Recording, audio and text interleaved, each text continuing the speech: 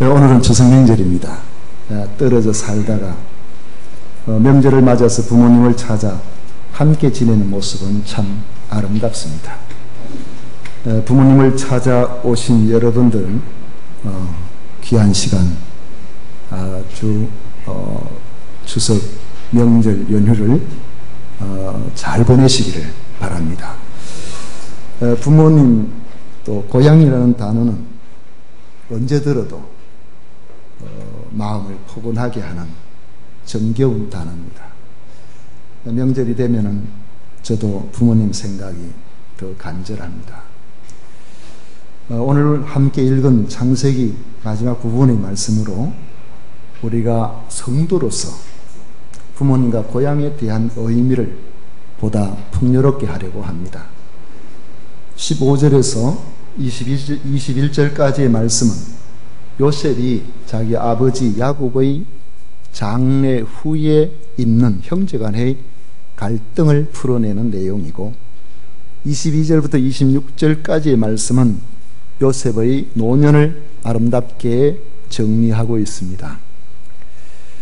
요셉의 아버지 야곱의 일생은 참으로 파란만장했습니다.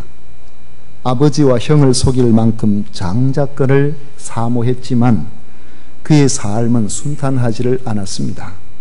형의 분노를 피해서 도망갔던 먼 타국 아람에서의 외삼촌과의 갈등, 의도하지 않은 방향으로 흘러간 복잡한 결혼생활, 또 이복 자녀들의 불화로 가장 사랑했던 아들인 그 요셉을 들짐승에게 물려 죽은 줄로만 알고 슬퍼하며 살았던 노년의 세월들, 나중에 애굽의 종류로 출세한 요셉의 초청을 받아서 애굽 왕 바로에게 섰을 때 그가 한 말은 자기 생애를 아주 요약해서 잘 표현해 주고 있습니다.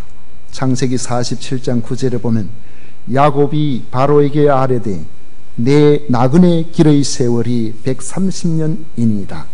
내 나이가 얼마 못되니 우리 조상의 나그네 길의 연조에 미치지 못하나 험악한 세월을 보내었나이다. 인생을 나그네 길이라고 했고 험악한 세월을 보냈다라고 고백하고 있습니다.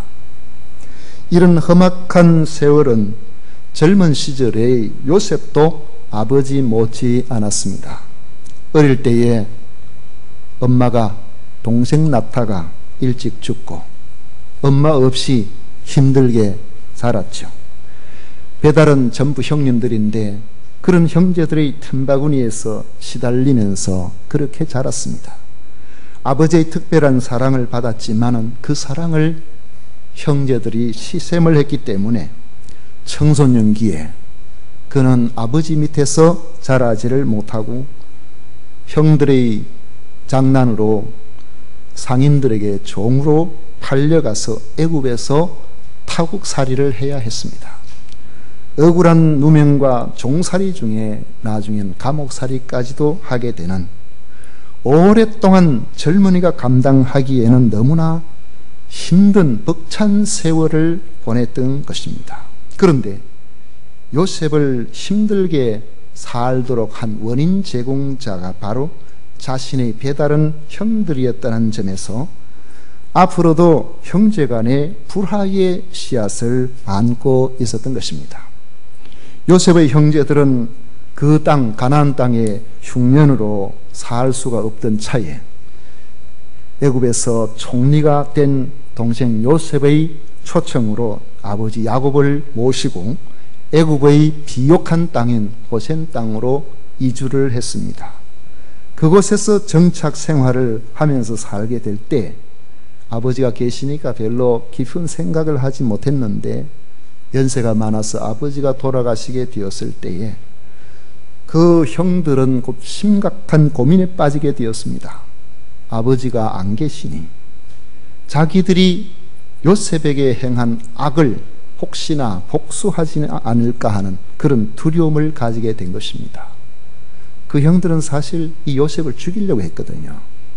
죽이려고 했는데 그 중에 한 형제인 유다가 우리가 죽인들 못하겠느냐, 아버지 아들인데 그래도 아버지 아들이 아니냐, 이래가지고 우리가 종으로 팔아버리자 이래놓고는 물 없는 웅덩이에 가둬놓고 종으로 팔다고 그렇게 해놨는데, 사실 이 아들 생각에는 그래놓고는 몰래 빼돌려서 살려주려고 생각을 했었는데, 악심을 품었던 다른 형제들이 마침 상인들이 오니까 종으로 팔아버린 것이죠. 그래가지고 애굽에서 종사를 했으니 어릴 때부터 얼마나 그것이 생각하기에 따라서는 원한에 사무쳤겠습니까?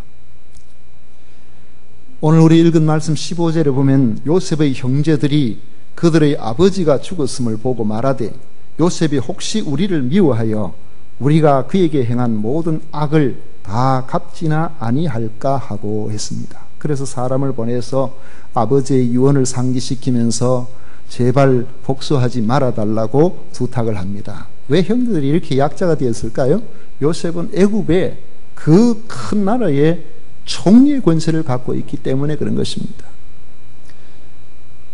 16절 17절에 보면 요셉에게 말을 전하여 이르되, 당신의 아버지가 돌아가시기 전에 명령하여 이르시기를, 너희는 이같이 요셉에게 이르라. 내 형들이 내게 악을 행하였을지라도 이제 바라건대 그들의 허물과 죄를 용서하라 하셨나니, 당신 아버지의 하나님의 종들인 우리 죄를 이제 용서하소서 하며, 요셉이 그들이 그에게 하는 말을 들을 때에 울었더라라고 말씀하고 있습니다. 요셉의 입장에서 보면 자신을 죽이려고 했고 종으로 팔아서 고통과 수모를 당하게 한 형들입니다. 애굽 총리로서의 막강한 권세는 맘만 먹으면 얼마든지 이복 형들의 생사를 결정할 만했습니다. 그런데 요셉은 자기 권세를 이용해서 그 형들에게 복수할 생각을 전혀 갖고 있지를 않았습니다. 오히려 형들이 세월이 많이 흘렀지만은 아직까지 자기한테 한 나쁜 짓을 용서받던 줄 모르고 마음속에 간직하고 두려워서 주눅들어서 떨고 있는 현재의 상황을 생각할 때 마음이 아파서 울었다고 말씀하고 있는 것입니다. 그들이 직접 요셉 앞에 엎드려서 하는 말이, 우리는 당신의 종들입니다 하고 두려워 떨 때에 21절의 말씀을 보면 요셉은 형들에게, 당신들은 두려워하지 마소서, 내가 당신들과 당신의 자녀를 기르리이다 하고 그들을 간곡한 말로 위로하였더라고 말씀하고 있습니다.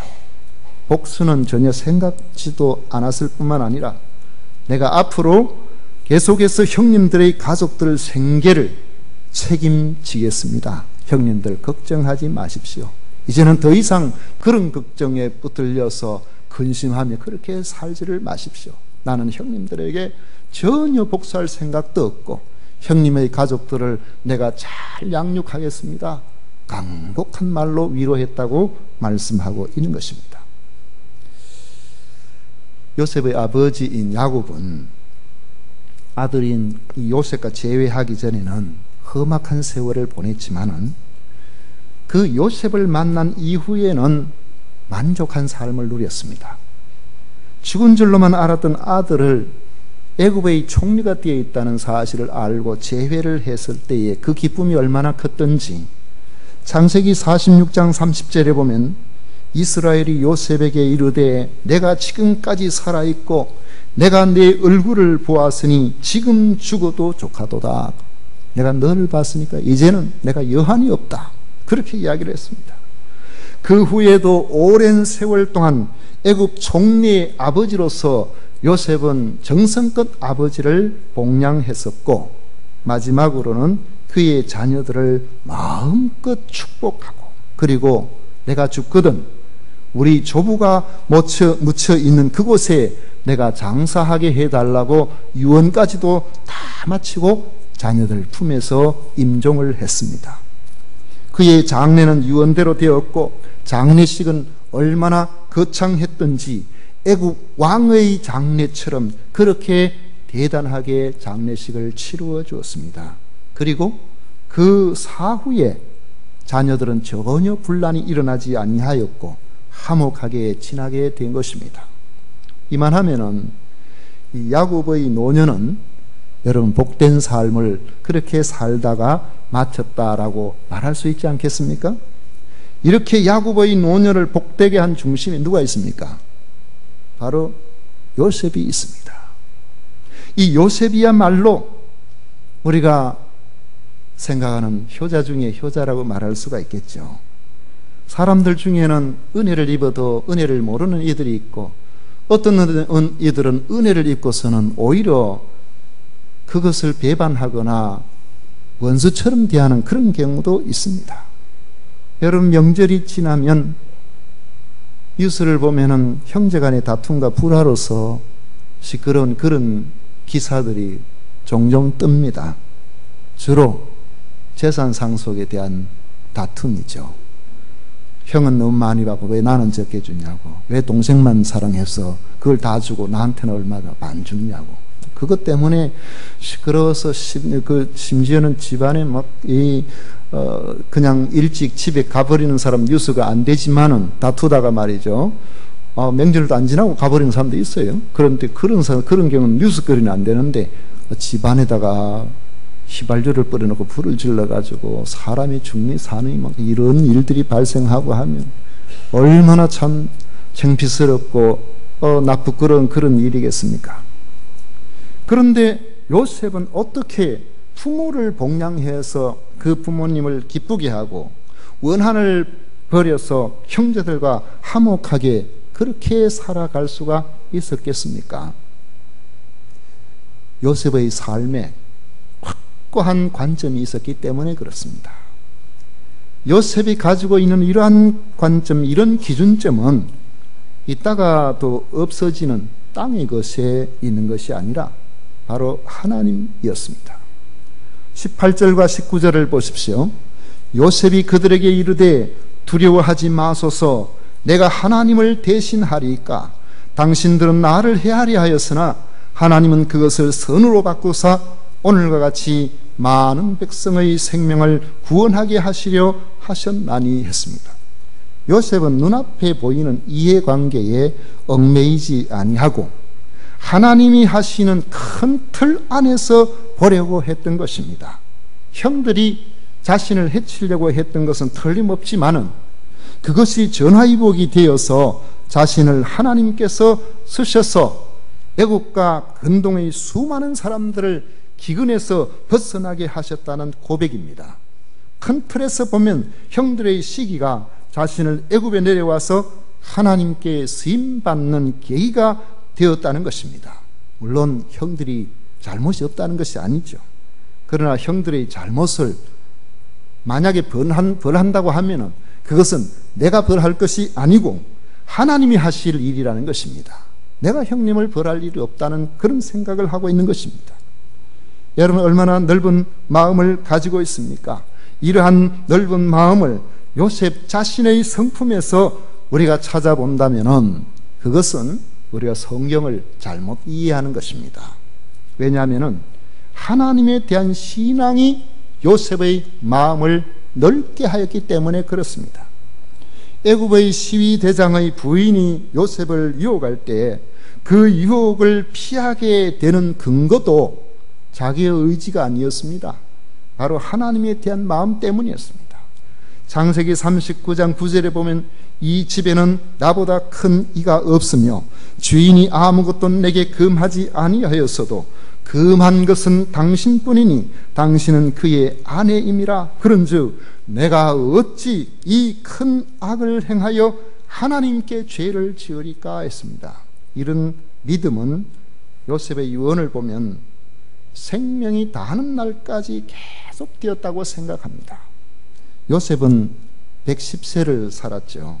애굽에서 산 세월이 90년이 넘었습니다. 우리 생각에 110세 같으면은 지금 볼 때 많이 아주 오래 산 세월인데, 이 시대는 아마 이렇게 사는 사람들도 종종 있었던 것 같습니다. 지난 며칠 전에 제가 어느 장례에 참석 갔다 왔었는데 거기에 그 어른이 그 97세를 사시다가 그렇게 돌아가셨다고 제가 들었습니다. 오늘 여기 110세라는 것은 적은 세월이 아니죠. 그런데 애굽에서 산 세월만이 90년이 넘습니다. 여러분, 제가 진주에 산 지가 이제 25년이 좀 넘어가는데 25년쯤 됐는데 이제 진주가 고향이 됐어요. 오래 살다 보니까 진주에 정이 들었습니다. 그런데 90년이 넘도록 애굽에서 살았으면 완전히 애굽 사람이 되지 않았겠습니까? 그곳에 자기의 소유도 다 있고 그곳에 모든 것들이 다 있는데, 그럼에도 이 요셉은 그의 아버지처럼 자기가 죽거든 하나님의 약속하신 그 가나안 땅에 들어갈 때에 반드시 하나님의 약속대로 그곳에 가게 될 텐데 내 유고를 메고 바로 내 선조들이 묻힌 곳에 묻어달라고 부탁하고 있는 것을 보면 그렇습니다. 요셉의 소망은 애굽에 있는 것이 아니고 하나님의 약속하신 그 땅에 있었던 것입니다. 우리의 이해관계라는 것은 끊임없이 갈등을 일으킵니다. 이해관계가 생기면 부모와도 갈등을 일으키고 형제들과도 사이가 안 좋은 그런 상황이 발생하는 경우가 종종 있습니다. 여러분, 그런 이야기를 들어보셨지요? 직장 생활하는 큰딸 아이, 엄마 내 아이 좀 키워주세요. 그러니까 둘 다 직장 생활하는데 누가 키워줘야 될 거 아닙니까? 친정엄마가 아이를 키워줬습니다. 그런데 세월이 많이 흘렀어요. 그 집 막내 아들이 이제 늦게 낳은 아들이죠. 이제 결혼을 해서 거기도 아마 부부가 같이 직장 생활을 했는가 보는데, 엄마 우리 애 좀 키워주세요. 엄마가 하는 말이, 얘야 내가 지금은 몸이 늙어서 너 아이를 키워주기가 어렵단다. 그래 이야기했더니만은 그 다음부터는 엄마 찾아보지도 않는다 그래요. 세상에 누나 애는 키워주고 우리 애는 안 키워주고. 제가 들은 이야기입니다. 제가 보니까 그런 거예요. 우리가 이제 나이가 들어보면은 한 50만 넘어가도 우리의 몸에는 이상이 있는 것들이 종종 있습니다. 여러분, 축구 선수들이 30살 중반쯤 되면 뭐라 하죠? 노장이라 그러죠. 야구 선수들이 40대면은 저 언제 은퇴하나 하고서 그렇죠. 왜 그럴까요? 체력이 안 되니까 그런 거 아니겠어요? 나이가 40대가 넘어가고 50대가 넘어가면은 어디가 안 좋아도 안 좋은 곳이 있고, 20대나 30대는 아무리 피곤한 일도 자고 나면 끄떡해지는 것도, 나이가 50, 60 넘어가면은 아무리 쉬어도 잘 피곤이 풀리지를 않을 정도로 몸이 쇠약해집니다. 첫 아이 낳을 때는 그저 좀 키워줄 만큼 체력이 어느 정도는 된다고 볼 수 있지만은 나중에는 몸이 안 따라줘요. 나이 한 60 넘으면은 애 키우는 것이 보통 문제가 아닙니다. 집사람은 아직까지 젊은데도 곳곳에 파스 붙이고 있습니다. 제 누님이 금년에 70인데 한 8년 전쯤인가요? 한 8, 9년 전쯤에 막내딸이 결혼을 해서 직장 생활을 경상대 병원에서 직원으로 부부가 다 있어서 엄마 아이 좀 키워주셔야 되겠어요 해서 어쩝니까 왔죠. 그때 60대 초반인데. 그래 와서 아이를 키우는데 6개월 만에 사람이 완전 뒤로 넘어가 버렸어요. 그래가지고 진주의료원에서 얼마나 오랫동안 입원을 했는데 몸이 회복이 안 되는 거예요. 아이 키우는 게 젊은 사람도 힘들다 그러는데 나이 든 사람은 얼마나 힘들겠어요. 근데 엄마는 누나 애는 키워주고 내 애는 안 키워주고 이래가지고 그 부모 늙어가는 거는 알지도 못하고 그저 그것 때문에 서운해가지고 왜 그런 일이 발생하겠습니까? 자기 이해 관계로 세상을 보면은 그런 거죠. 부모와의 관계도 그렇게 되고 형제 간에도 그렇게 대하기가 쉬운 것입니다. 성도는 그렇게 살면 안 됩니다. 성도는 자기 이해관계로 사는 사람이 아니기 때문에 그렇습니다. 기준점이 땅에 있지 않고 하나님께 있는 사람이 바로 성도입니다. 그러므로 우리의 기준점을 넓혀야 되고 높여야 됩니다. 그때 우리는 열려있는 마음이 되어서 사소한 시비에 휩쓸리지 않고 넓은 마음으로 세상을 볼 수가 있게 됩니다.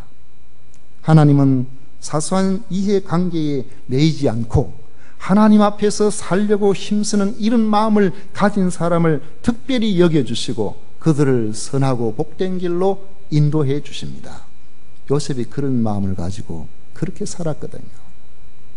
힘들 때에 조금만 자기를 유혹하는 사람한테 관심 가져주면 편하게 살 길이 있음에도 불구하고 나는 하나님 앞에 죄를 지을 수가 없어요.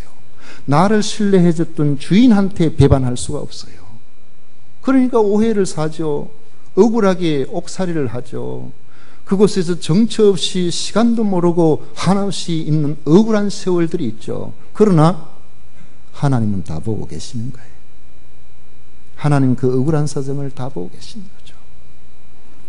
창세기 39장 2절에 보면 여호와께서 요셉과 함께 하심으로 그가 형통한 자가 되어 그의 주인 애굽 사람의 집에 있으니, 창세기 39장 4절에 보면 요셉이 그의 주인에게 은혜를 입어 섬김에 그가 요셉을 가정 총무로 삼고 자기의 소유를 다 그의 손에 위탁하니, 창세기 39장 21절에 보면 여호와께서 요셉과 함께 하시고 그에게 인자를 더하사 간수장에게 은혜를 받게 하시니, 창세기 39장 23절에 보면 간수장은 그의 손에 맡긴 것을 무엇이든지 살펴보지 아니하였으니 이는 여호와께서 요셉과 함께 하심이라. 여호와께서 그를 범사에 형통하게 하셨더라 했습니다.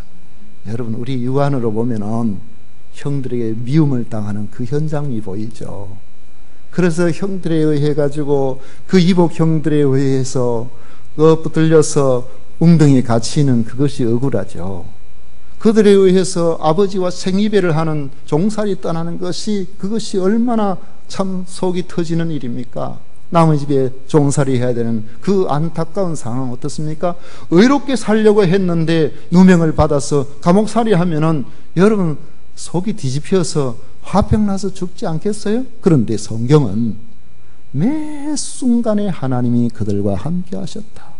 웅덩이에 빠질 때도, 팔려갈 때도, 억울한 누명을 쓸 때도, 감옥에 있을 때도, 사람 보기에는 이 형통한 일이 아니지만은 하나님께서는 그들과 함께 하셔서 은혜를 입게 하셨다. 그때마다 하나님께서 붙들어 주셔서 늦게 가는 것 같고 안 되는 것 같고 어려운 것 같은데, 나이 30에 하나님께서는 최단기간에 애굽의 총리를 삼으신 겁니다. 여러분, 하나님이 하시는 일은 우리의 사람의 생각과 판단하고는 안 맞는 경우가 참 많아요. 그래서 우리의 눈이 하나님이 보시는 눈에 합당하게 해달라고 여러분 기도하십시오. 그 은혜를 바라보십시오. 그러면 어지간한 것 있어도, 어지간한 것 봐도 하나님, 제 속이 참 많이 상합니다. 근데 하나님 아시지요? 우리 하나님 다 알고 계신다. 하나님께서 그런 절망, 낙담, 언덕 낭떠러지 같은 그런 환경에서도 필요한 사람을 보내주시고 그곳에서도 살 길을 만들어주시고 그걸 은혜라고 형통이라고 계속 그렇게 말씀하고 계세요.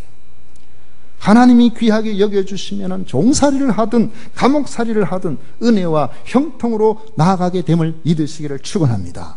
그 결과 애굽의 권세 있는 총리가 되어서 수많은 생명들, 요셉이 지혜롭게 하나님 앞에 쓰임을 받지 않았더라면 전부 기근에 다 죽을 텐데 풍년에 흥청망청 쓰지 않고 양식을 잘 저축해 놨다가 그 흉년에 생명을 건질 수 있도록 그렇게 하나님 앞에 쓰임을 받게 하시고, 부모에게는 효성스러운 자녀가 되어서 그 부모로 하여금 노년에 큰 기쁨이요, 가족 간에는 화목하게 되는 구심점이 되었던 것입니다. 말씀을 맺습니다. 성도는 하나님의 섭리 안에서 자신의 시야를 넓혀 나가야 합니다. 그래야 사소한 이해관계를 벗어나서 하나님을 섬기는 사람다운 넓은 마음을 가지게 됩니다. 하나님께서는 이런 사람을 통해서 이 세상에 소망을 주시고 부모에게는 효성, 형제들에게는 우애 깊은 삶을 살게 해주시는 것입니다. 효성과 화목이 가득한 뜻깊은 명절이 되시기를 축원합니다.